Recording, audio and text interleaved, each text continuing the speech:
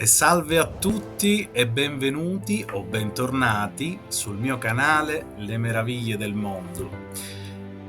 Prima di addentrarci nella prossima meraviglia, avevo per così dire il piacere di parlarvi di qualcosa che è ovviamente inerente a ciò che vedrete tra poco.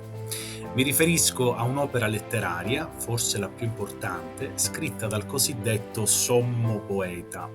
Mi riferisco ovviamente a Dante Alighieri, nato a Firenze nel 1265, e alla sua opera La Divina Commedia. Ora, per chi non lo sapesse, La Divina Commedia è un poema epico scritto appunto da Dante Alighieri fra il 1304 ed il 1321.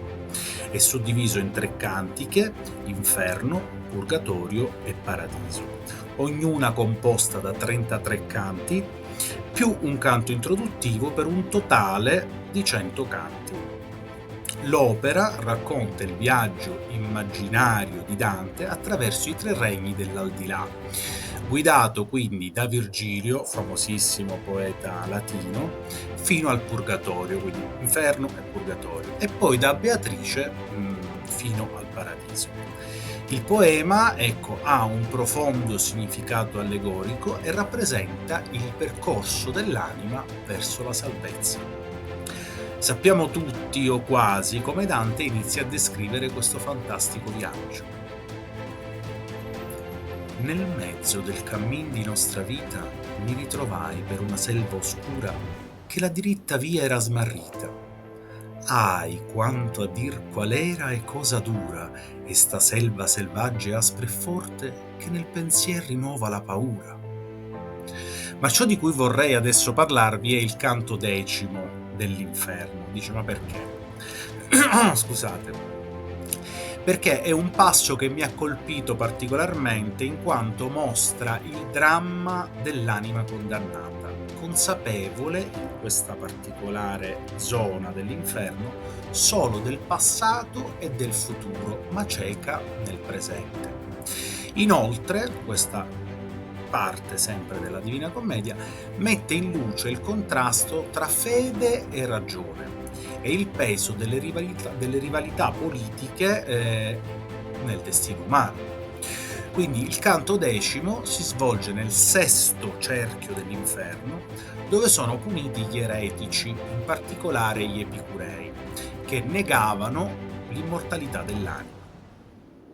Dante e Virgilio quindi attraversano le tombe infuocate in cui giacciono le anime dannate e incontrano Farinata degli Uberti, un capo ghibellino fiorentino, quindi di fazione opposta a Dante, che era guelfo. E subito tra Dante e Farinata si sviluppa un dialogo carico di tensione politica, perché Farinata difende con orgoglio il suo ruolo nella storia di Firenze. Qui Dante poi incontra anche Cavalcante dei Cavalcanti, padre di Guido Cavalcanti, che si dispera pensando che il figlio sia morto perché, come abbiamo detto, non è consapevole del presente. Ecco adesso in particolare come Dante descrive al verso 21-22 l'incontro che ha con Farinata degli Uberti. Ora, mentre Dante e la sua guida Virgilio stanno attraversando la città di Dite, dove ci sono appunto tutti questi dannati, Farinata compare improvvisamente, rivolgendosi direttamente a Dante perché ne riconosce la parlata toscana di Dante. Ok? Quindi adesso pronti, inizio con il brano.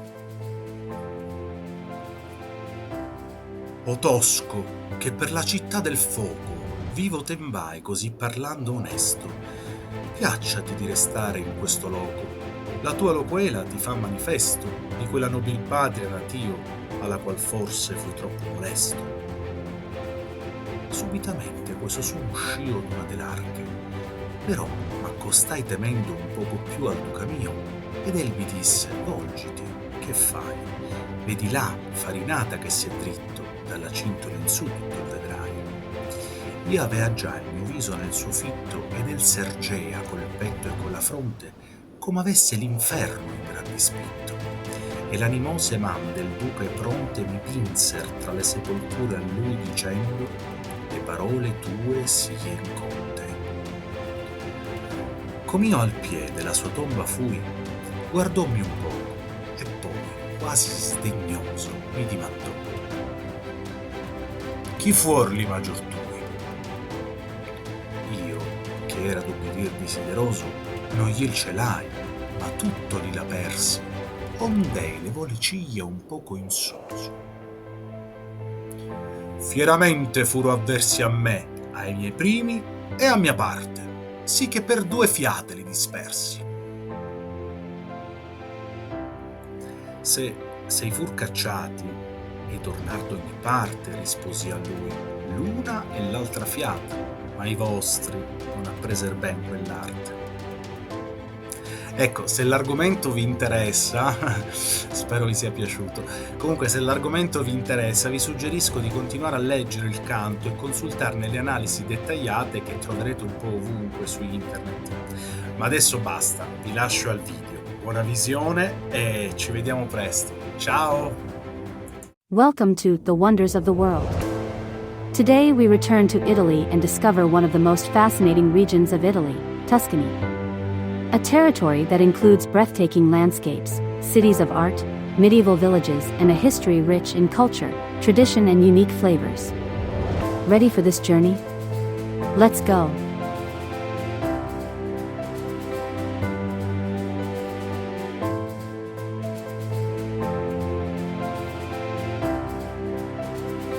Tuscany is a region with 1,000 facets, rolling hills, endless valleys, and a coastline overlooking the Tyrrhenian Sea.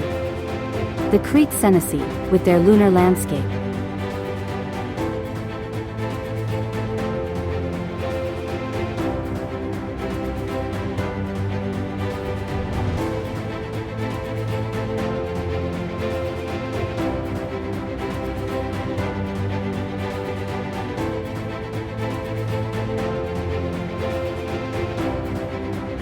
And the Val d'Orcia, a UNESCO World Heritage Site, are among the most iconic areas. Here, the cypress trees that dot the streets seem painted on a Renaissance canvas.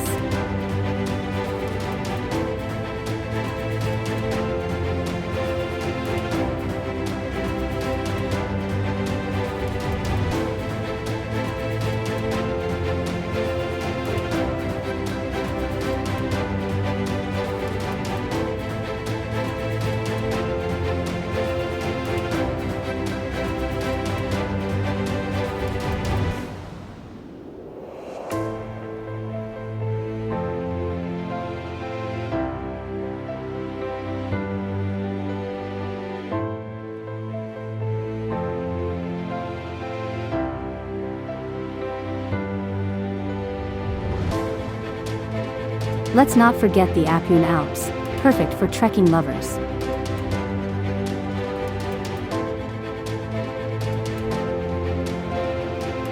And the Maremma, with its wild landscapes and its Batteri, the last true Italian cowboys.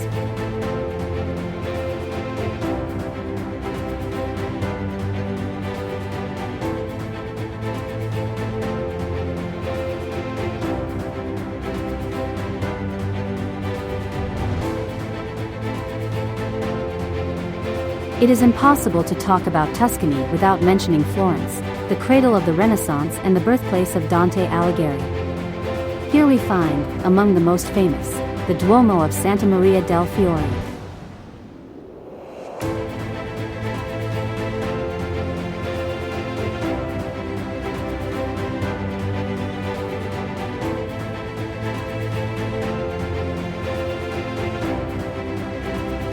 The Offisi Gallery.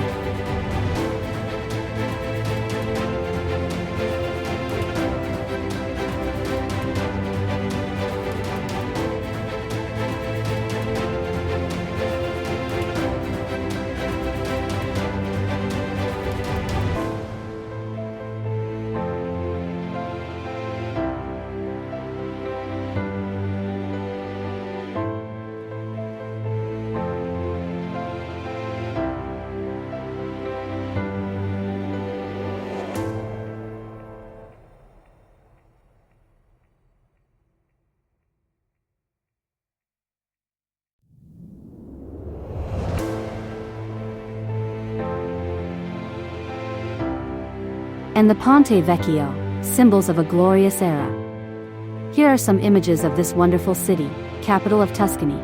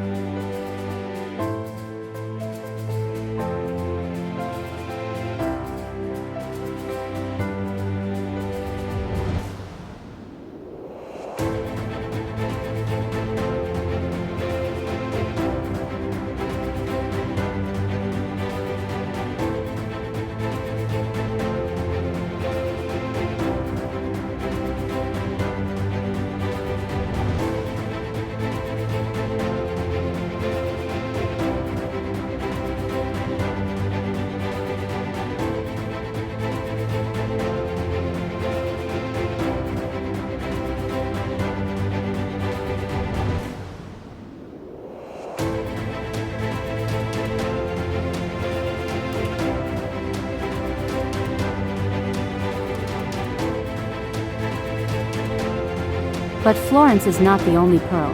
There is also Pisa, which is not only the Leaning Tower. The city is home to the wonderful Piazza dei Miracoli, with the baptistry and the cathedral, and its historic universities attract students from all over the world.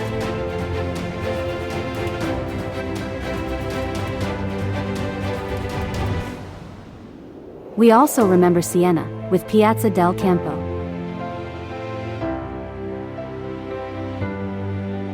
And the Palio, the historic horse race that enlivens the city twice a year.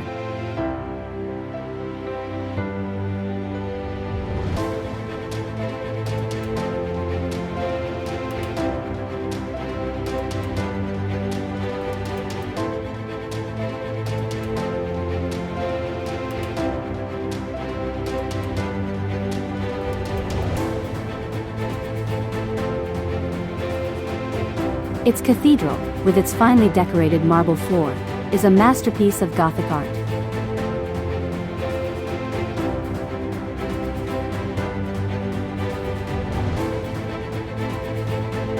Lucca is a fascinating and unique city, famous for its imposing Renaissance walls that surround it entirely and that today can be explored on foot or by bicycle.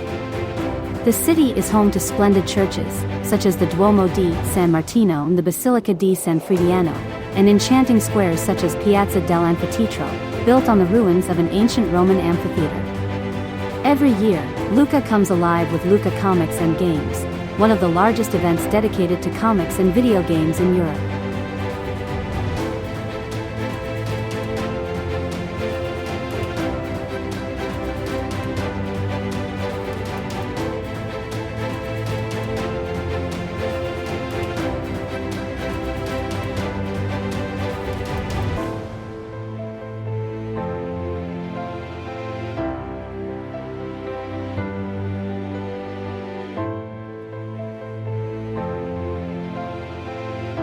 We must also remember Arezzo, the set of the film Life is Beautiful, a city with a unique historical charm. The Basilica of San Francesco houses the famous cycle of frescoes by Piero della Francesca.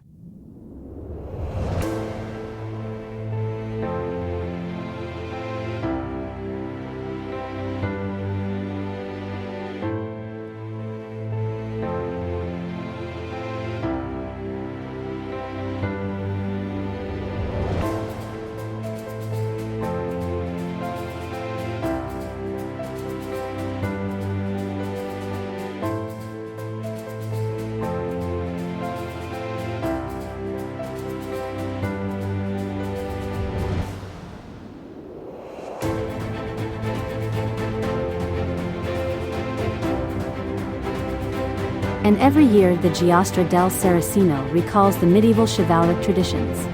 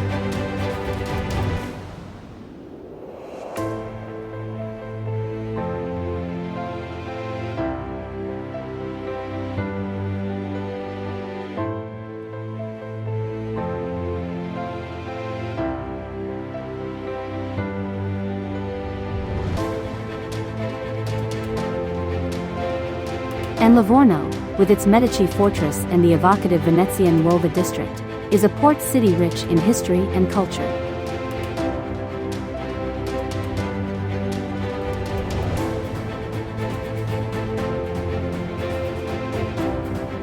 It overlooks the sea from the suggestive Terrazza Mosconi. It is also famous for caciacco, a delicious fish soup typical of the local tradition.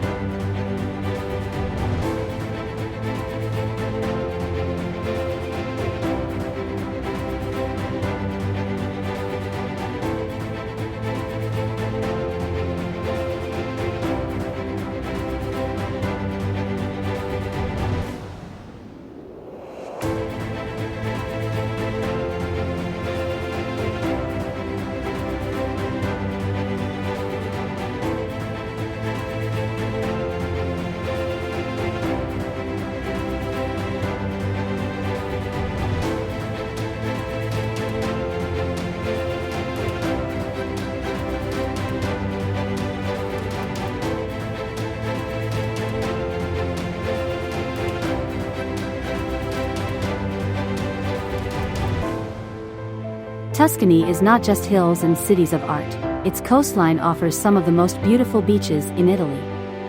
Fisilia, with places like Forte dei Marmi and Viareggio, is famous for its golden beaches and lively nightlife.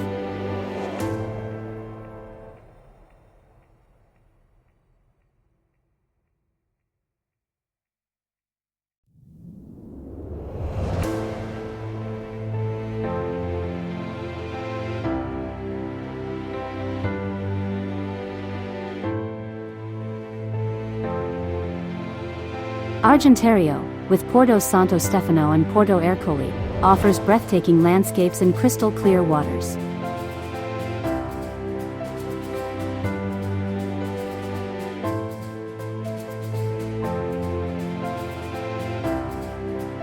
The beaches of Elba Island, such as Fedovia and Cavoli, are true paradises. And let's not forget the Etruscan coast, with the wonderful beaches of Barati and San Vincenzo.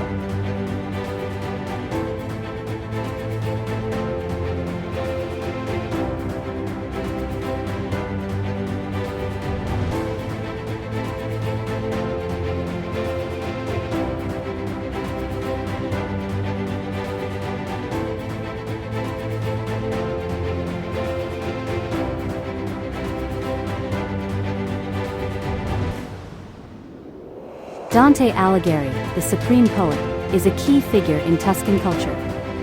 Born in Florence in 1265, he is the author of the Divine Comedy, a work that has influenced world literature. Florence still preserves traces of his life: the house of Dante, the neighborhood where he lived.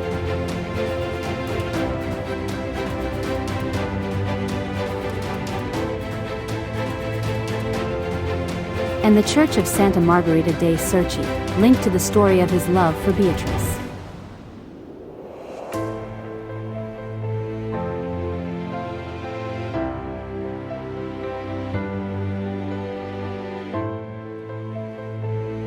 But Tuscany is also the land of enchanting and little-known villages.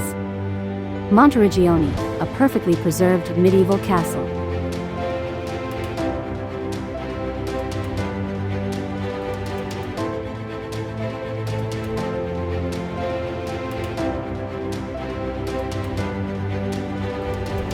Pitiglieno, the Little Jerusalem, dug into the tuff.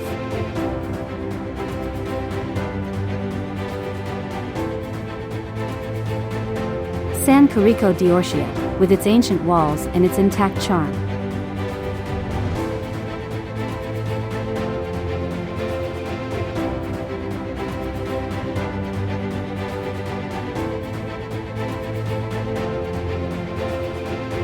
Serrano and Savannah, authentic jewels of the Maremma.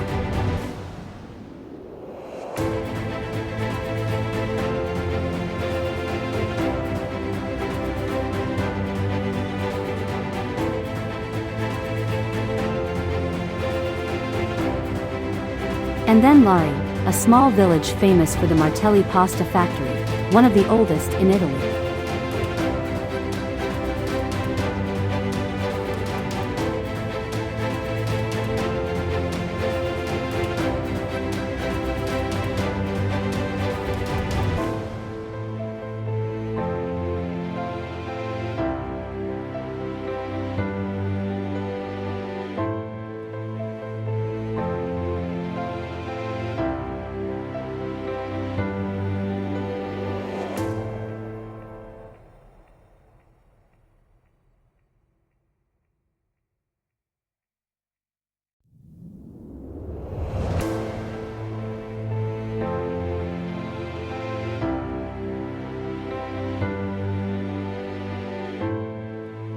Did you know that in Pisa there is another leaning tower besides the famous one?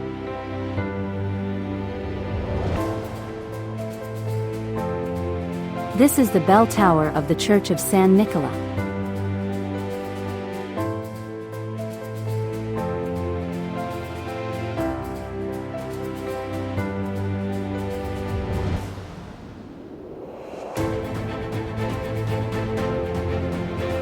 And that the real Chianti wine is recognized by the symbol of the black rooster? And again, in Florence you can find the wine windows, small windows in the buildings from which, in the past, wine was sold directly. Tuscany is an enchanting region, a journey through time between art, nature, history, and unique flavors. Which place fascinated you the most? Write it in the comments. And don't forget to subscribe to the channel and activate the bell so you don't miss the next trips among the wonders of the world. See you soon.